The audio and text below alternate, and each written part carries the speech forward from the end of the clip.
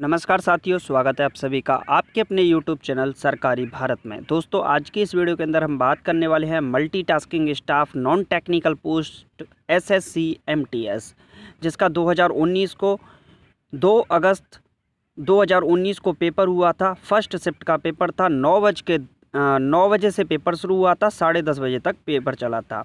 Industrial zone ID Z मध्यम ग्राम, यहाँ पर ये पेपर हुआ था इस जोन के अंदर।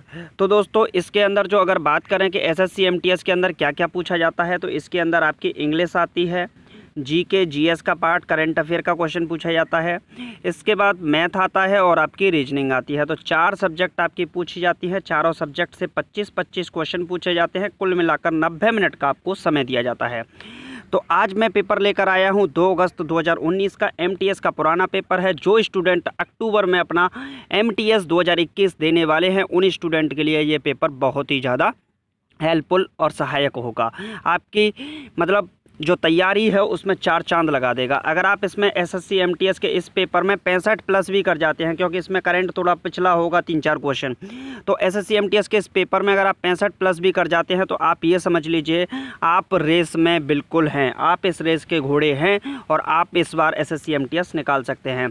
तो सबसे पहले तो आपको बताना है कि कौन सी सब्जेक्ट का पेपर लेवल कैसा है, इंग्लिश का पेपर लेवल कैसा है, मैथ का पेपर लेवल कैसा है और रीजनिंग का पेपर लेवल कैसा है। ये सभी सब्जेक्ट के पेपर के लेवल को बताना है। ओवरऑल आपको बताना है कि ओवरऑल सर पेपर का लेवल ऐसा है, तो मैं इस बार निकाल दूंगा या नहीं निकाल पाऊंगा, इस टाइप का। ठीक, अगर आपका कोई क्वेश्चन है तो कमेंट बॉक्स में लिख दीजिएगा। चलिए, मैं आपका समय बर्बाद नहीं करूंगा, सबसे पहले पेपर को देख लेते हैं। दोस्तों, तो ये जो पेपर है आप लोग भी डाउनलोड कर सकते हैं। examcloud.in PDF का क्रेडिट इनको ही जाता है। ठीक है, बहुत अच्छी साइट है, आप भी डाउनलोड कर सकते हैं। देखिए, जनरल इंग्लिश की बात करें तो सेक्शन यहाँ पर सबसे पहला इंग्लिश का पेपर है। उसमें पूछा गया है choose the correctly spelled हॉटीनेस हॉटीनेस हॉटीनेस हॉटीनेस।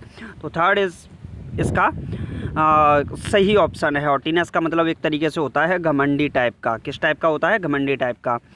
Student ने इसका आंसर ही नहीं दिया था। नेक्स्ट क्वेश्चन आपसे पूछा गया है ग्रामर की spelling GRAMMAR, grammar correctly spelled में आपसे पूछा गया है। बहुत आसान था, कोई भी स्टूडेंट इसको तो निकाल ही देगा। नेक्स्ट क्वेश्चन है select the most appropriate option to the fill in the blank, option चुनना था। Her parents always, her in her studies, तो एनकरेज्ड। देखिए, इंटरेस्टेड किसी की इंटरेस्टेड व्यक्ति खुद होता है। इंटरेस्टेड क्या होता है? व्यक्ति खुद होता है। इम्प्रेस्ड का मतलब प्रभावित होना। घर वाले आपकी स्टडी से ज़रूरी थोड़ी है प्रभावित हों। एक्सपेक्ट, आपसे आशा करें। तो एनकरेज्ड, प्रोत्साहित करते हैं कि आप अच्छे से पढ़िए। तो हर parents always encouraged her in her study, तो उसकी स्टडी के लिए क्या करते हैं? एनकरेज करते हैं। नेक्स्ट क्वेश्चन है दोस्तों select the most appropriate antonym in the of the given word. Fertile, अगर बात करें फर्टाइल वर्ड की, तो FERTILE, फर्टाइल का मतलब होता है एक तरीके से बंजर। क्या होता है? बंजर, मतलब बिना खेती का। तो BARREN, बैरन, बैरन का मतलब भी क्या होता है सरकार? बंजर ही होता है। क्या होता है? बंजर ही होता है। सिविलाइज्ड का मतलब सभ्य, सेन का मतलब भी होता है समझदार, टफ का मतलब होता है कठिन। तो ऑप्शन नंबर A इसका सही जवाब हो जाएगा। यहाँ पर आप देखोगे तो फर्टाइल उपजाऊ होता है, बैरन होता है बंजर। तो इस टाइप से आप क्वेश्चन देख सकते हैं। नेक्स्ट क्वेश्चन एंटीनोम बन रहे हैं, आप लोग ये चेक कर लीजिएगा। ठीक है, नेक्स्ट क्वेश्चन है दोस्तों choose the most appropriate word that can substituted of the given word. One who pretends to be what he is not, जो एक तरीके से झूठ बोलता हो, एक तरीके से बहाना बनाता हो, तो उसे बोलते हैं हाइपोक्राइट, षड्यंत्रकारी बोलते हैं। उसका कोई पता नहीं कि वो सही बोल रहा है या गलत बोल रहा है, बहाने बनाना एक तरीके से। एक्रोबेट का मतलब होता है कलाबाज। क्या होता है? कलाबाज। और डायरेक्टर और क्रिएटर का मतलब आपको पता ही होगा। नेक्स्ट अगर बात करें तो select the most appropriate antonym of the given word. Acute, acute का एंटीनोम निकालना है। देखिए, ACUTE, एक्यूट। एक्यूट का मतलब होता है एक तरीके से तीज, और इसको बोल सकते हैं तीक्ष्ण। क्या होता है? तेज या तीक्ष्ण होता है एक्यूट का मतलब। और ब्लंट का मतलब क्या होता है सरकार इसमें? तो ब्लंट का मतलब होता है भौंतरा। तो ये इसका ऑप्शन हो जाएगा।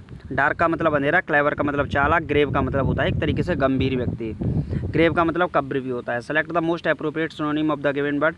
डीपन का पूछा है तो इंटेंसीफाई मतलब तेजी, किसी चीज़ के अंदर गहराई से बात करें तो उसके लिए यूज किया जाता है डीपन वर्ड का। नेक्स्ट क्वेश्चन की बात करें दोस्तों तो नेक्स्ट क्वेश्चन है select the most appropriate meaning of the given idiom. The ball in one's court, तो इसका मतलब होता है to be responsible for further action, मतलब आगामी जो कार्यवाही है उसके लिए उत्तरदायी होना। The ball is in one's court, इसका मतलब होता है आगामी कार्रवाई के लिए उत्तरदायी होना। फिर इसके बाद फिल इन द ब्लैंक में पूछा गया है the entry gates were closed, फिर इसमें मतलब कौन सा कंजक्शन आएगा, तो इसमें बिफोर वी कुड एंटर इस टाइप से आएगा। चलिए नेक्स्ट देखते हैं, तो नेक्स्ट है I could to the trailer to made a news dress for me, तो मतलब इसमें एरर बताना है। टू मेड अ न्यू आएगा क्योंकि टू प्लस वर्ब की फर्स्ट फॉर्म आती है, क्या आती है, टू प्लस वर्ब की फर्स्ट फॉर्म आती है, तो मेक आएगा, to make a new dress for me. चलिए नेक्स्ट क्वेश्चन देख लेते हैं दोस्तों। नेक्स्ट क्वेश्चन है the lady standing in the corner is fat, तो इसका सही जवाब क्या है, इसमें कोई भी एरर नहीं है। नेक्स्ट अगर बात करें दोस्तों तो नेक्स्ट है the please tell the story in the nutshell, मतलब इन अ नटसेल का मतलब होता है किसी चीज़ का संक्षेप में, क्या होता है, संक्षेप में। तो इन अ नटसेल के अंदर कोई प्रॉब्लम नहीं है क्योंकि ये क्या है, एट अ नटसेल नहीं होता और इन द नटसेल नहीं होता, इन नटसेल्स नहीं होता, इन अ नटसेल ही होता है, संक्षेप में, क्या होता है, संक्षेप में, मतलब ब्रीफ के अंदर बात करें तो नो इम्प्रूवमेंट इसका सही होगा। तो चलिए नेक्स्ट देख लेते हैं। नेक्स्ट है select the most appropriate, substitute करना है आपको, तो he did not like the novel nor I did, तो नॉर डिड आई होगा, क्या होगा, नॉर डिड आई होगा। चलिए नेक्स्ट देखते हैं दोस्तों। नेक्स्ट क्वेश्चन है मतलब सब्स्टिट्यूट ही करना है यहाँ पर भी, a place where nuns live and work, मतलब नन्स मतलब एक तरीके से नन्स मतलब चर्च के जो पुजारी वगैरह होते हैं उनको बोलते हैं नन्स, वो रहते हैं तो उसको बोलते हैं कॉन्वेंट, क्या बोलते हैं सरकार, कॉन्वेंट बोलते हैं। इसके बाद है फिर इसके बाद आपको एरर दी गई है it was not possible for we to understand that, तो फॉर वी यहाँ पर होगा फॉर अस होगा, क्या होगा, फॉर अस होगा। नेक्स्ट क्वेश्चन के लिए बात करें दोस्तों तो नेक्स्ट है select the most appropriate option of to the fill in the blank. You like some water, तो यहाँ पर होगा would you like some water, would you like some water, modal auxiliary verb का प्रयोग इसमें होने वाला है। नेक्स्ट अगर बात करें तो select the most appropriate synonym of the given word, तो करेज का मोस्ट अप्रोप्रिएट सिनोनिम पूछा गया है। करेज का मतलब होता है COURAGE, करेज का मतलब होता है साहसी व्यक्ति। वेलर का मतलब भी क्या होता है, वेलर का मतलब होता है साहसी। मीकनेस का मतलब होता है दब्यूपन। ह्यूमिलिटी माने अपमानित करना। टिमिडिटी मतलब होता है कायरपन, क्या होता है, कायरपन। तो वेलर इसका सही जवाब होगा। नेक्स्ट अगर बात करें he must start now it will to be late, तो यहाँ पर याद ऑप्शन होगा आपका और सही। इसके बाद आपकी जो मतलब जो आपका कॉम्प्रिहेंशन पूछा जाता है तो इसमें ये क्लोज टेस्ट आपके लिए आया था, तो इसमें मैं आपको सीधा क्लोज टेस्ट दिखा देता हूँ। Humanity can be defined as the quality of being human, मतलब जो ह्यूमैनिटी है मानवता को किस तरीके से उसकी विशेषता के लिए परिभाषित किया जा सकता है। द पिक्यूलियर नेचर, पिक्यूलियर का मतलब होता है विचित्र, द पिक्यूलियर नेचर विचित्र प्रकृति के लिए, विचित्र प्रकृति के लिए इसमें फिर आपका ऑप्शन होगा the peculiar nature of man, विचित्र प्रकृति, आदमी की विचित्र प्रकृति के लिए। फिर इसमें आपका नेक्स्ट ऑप्शन जो है फिर मैं आपको पूरा दिखा देता हूँ, आप लोग सॉल्व कर लीजिएगा, ठीक है। आप लोग बताइएगा आपको कितना इसमें से आ गया।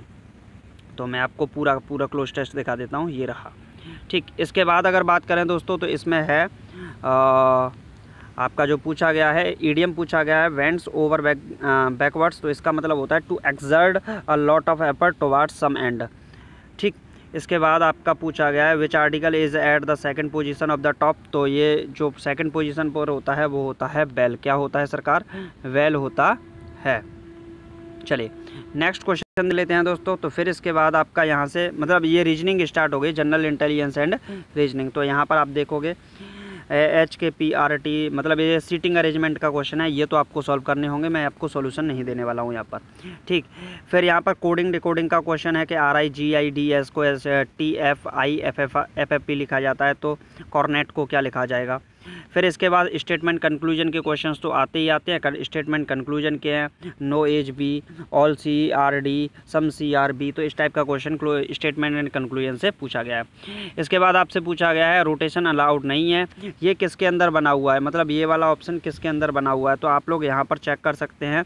ये तो ऑटोमेटिकली आपको दिखी जाएगा, इसके अंदर सीधा सीधा बना हुआ है, फोर्थ वाले ऑप्शन के अंदर। इसके अंदर तो कुछ नहीं करना। फिर आपका कोडिंग रिकॉर्डिंग से क्वेश्चन, फिर इसका आपका एक बोर्ड मास से रिलेटेड क्वेश्चन दे दिया है कि बोर्ड मास पर रिलेटेड क्वेश्चन तो ज़रूर आता है। फिर इसके बाद जो आपका सीरीज का क्वेश्चन है 35 को 66 लिखा जाता है, 29 को क्या लिखा जाएगा, तो इस टाइप का मतलब क्वेश्चन भी आपसे पूछे जाते हैं। फिर इसके बाद आपसे पूछा गया है फिगर को कंप्लीट करने के लिए, तो इस वाले फोर्थ ऑप्शन में क्या आएगा, तो आप लोग इसको देख सकते हैं, ये तो बहुत आसान आते हैं, इसमें कुछ नहीं है। फिर इसके बाद स्टेटमेंट कंक्लूजन का क्वेश्चन है, फिर इसके बाद सीरीज का क्वेश्चन है, और सीरीज में आपको पूछा है नेक्स्ट टर्म क्या होगा, 16, 20, 29, 45, 70, फिर इसके बाद 106 आएगा। सीटिंग अरेंजमेंट का क्वेश्चन आपसे पूछा गया है। फिर बोर्ड मास से रिलेटेड क्वेश्चन पूछा गया है, किसको इंटरचेंज किया जा सकता है, किसको नहीं। फिर यहाँ पर आपका मतलब ये फिगर वाले क्वेश्चंस तो आते ही आते हैं, ये तो फिक्स है, पक्का है, फिगर वाले क्वेश्चंस तो आपके पेपर में आने हैं। तो मैं धीरे धीरे आपको पूरा पेपर ही दिखाने वाला हूँ। आप लोग वीडियो को पॉज कर लीजिएगा, वीडियो को पॉज करके यहाँ पर आप देख लीजिएगा, क्योंकि इसके अंदर मैं आपको यहाँ पर पूरा का पूरा आपका मतलब एक तरीके से कह सकते हैं ना सॉल्यूशन नहीं दे सकता यहाँ पर, फिर बहुत बड़ा वीडियो हो जाएगा। तो मैं आपको सिर्फ पेपर दिखा देता हूँ, रीजनिंग किस लेवल की आती है। इसके बाद आता है न्यूमेरिकल एप्टीट्यूड, ये तो बहुत मतलब आसान टाइप का आता है, एवरेज का क्वेश्चन पूछा गया है, एवरेज स्पीड से। इसके बाद रेशियो प्रपोर्शन का क्वेश्चन पूछा गया है, बहुत आसान सा सवाल है। P और Q का अनुपात 5:2 है, 2P - 3Q अनुपात 3P - 5Q का अनुपात क्या होगा, रेशियो क्या होगा, ये पूछा गया। इसके बाद आपसे क्वेश्चन पूछे गए, मतलब टैली से रिलेटेड क्वेश्चन पूछे गए हैं। आपसे क्वेश्चन कंपाउंड इंटरेस्ट से क्वेश्चन पूछा गया, बहुत आसान सवाल है, कुछ नहीं है इसके अंदर। सिंपल इंटरेस्ट का भी बहुत ज़्यादा आसान सवाल है, इसमें भी कुछ नहीं है। पाइप एंड सिस्टम का क्वेश्चन है, प्रॉफिट लॉस का क्वेश्चन है, मतलब किसी वस्तु को अगर 320 रुपये में बेचा जाता है तो एक व्यक्ति को उस पर 20% का लॉस होता है। What should be the selling price of article to gain 20%, मतलब 20% का फ़ायदा लेने के लिए उसको कितने % पर बेचना होगा। तो इस टाइप के क्वेश्चन भी आपसे पूछे जाते हैं, तो आसान सवाल हैं, कोई ज़्यादा नहीं है। What is the value of, इसकी वैल्यू क्या होगी, इस टाइप के क्वेश्चन पूछे गए, इसकी वैल्यू क्या होगी। Volume of 2 cubes in the ratio of 64:125, तो टोटल सरफेस का एरिया क्या होगा। The average of 13 numbers is 42, 14 number is included, the average becomes 44, what is the 14 number क्या होगा। तो इस टाइप के क्वेश्चन पूछे गए, मतलब ये जो आपकी मेंसुरेशन है, यहाँ से क्वेश्चन ज़रूर आता है, आप लोगों को मेंसुरेशन ज़रूर करके जानी है।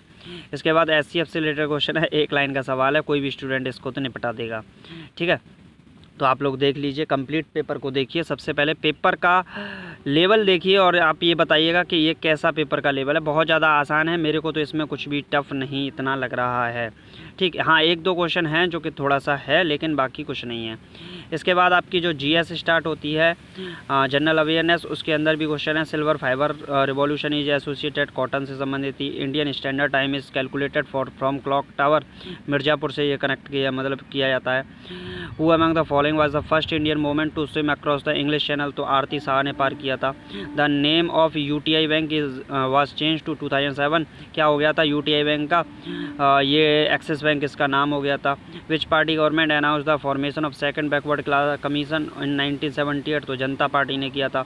Who was the writer of becoming, Michael Obama ने इसके लेखक हैं। Blue jay and blue jay और Indian roller is the state word, how many Indian state, तो 4 स्टेट का है। Upper part of the respiratory tract is provided with a small hair like structure called, क्या कहलाता है, तो सीलिया कहलाता है। तो इस टाइप के क्वेश्चंस भी आपसे पूछे गए हैं। मतलब gas cause explosion in coal mines, तो ये मीथेन होती है। What is the contribution of agriculture sector in GDP of India इन 2017-18 में क्या है, तो 0.171 था। पिन वैली नेशनल पार्क कहाँ पर है, तो हिमाचल प्रदेश में है। भवाई इस फोक डांस कहाँ का है, राजस्थान का है। इसके बाद आपसे पूछा गया फादर ऑफ ब्लू रिवॉल्यूशन कौन है, तो हीरालाल चौधरी, ये मतलब ब्लू रिवॉल्यूशन के फादर हैं। दिव्यांदु बुरैया associated which of the following sport, तो ये चेस के संबंधित है। Which of following is not a nuclear power station, तो रामागुंडम नहीं है। रावतबाटा, नरोरा और कल्पक्कम तीनों के तीनों हैं। When did the quit India movement start, तो 1942 में ये क्विट इंडिया मूवमेंट, भारत छोड़ो आंदोलन शुरू होता है। Which of the following temple is built by the Rashtrakuta dynasty, तो कैलाश टेम्पल को बनाया था राष्ट्रकूट डायनेस्टी ने। इसमें सरस्वती सम्मान किसको दिया गया था, तो उस टाइम पर मतलब लिटरेचर के लिए दिया जाता है। फिर इसके बाद कुछ क्वेश्चंस आपके जो हैं, जो कि आपके पूछे गए हैं करंट से भी। Is the study of ancient plant like mosses that grow in moist humid environments, तो बायोलॉजी कहा जाता है इसको। Which of the following committees recommended inclusion of fundamental duties, तो सरदार स्वर्ण सिंह समिति की सिफारिश पर इनको 1976 में शामिल किया गया था, मतलब जो फंडामेंटल ड्यूटीज़ है। इसके बाद who became the Nawab of Bengal after Alivardi Khan, तो सिराजुद्दौला अलीवर्दी खान के बाद बना था। और लास्ट क्वेश्चन है इसका, who among the following the was popularly known as the parrot of India, तो अमीर खुसरो को पैरट इंडिया कहते हैं, मतलब तोते हिंद की उपाधि इसको दी गई थी। तो ये पूरा का पूरा पेपर है। आपको सबसे पहले ये बताना है कि पेपर कैसा लगा, SSC MTS का पेपर किस लेवल का है, आप कितने क्वेश्चन कर जाओगे, और आपको कौन सी सब्जेक्ट का पेपर टफ लगा, पेपर का लेवल क्या था। और हाँ यार, अगर SSC MTS की तैयारी कर रहे हैं, SSC MTS में इस बार सिलेक्शन लेना चाहते हैं, तो सब चैनल को सब्सक्राइब करना यार बिल्कुल मत भूलिएगा। चैनल को सब्सक्राइब कर दीजिएगा, वीडियो को लाइक करके कमेंट बॉक्स में ज़रूर कुछ ना कुछ लिखिएगा। चलिए मिलते हैं नेक्स्ट वीडियो में, फिर एक नए पेपर के साथ मिलेंगे। Thank you for watching this video. Jai Hind, Jai Bharat, take care, bye bye, love you to all.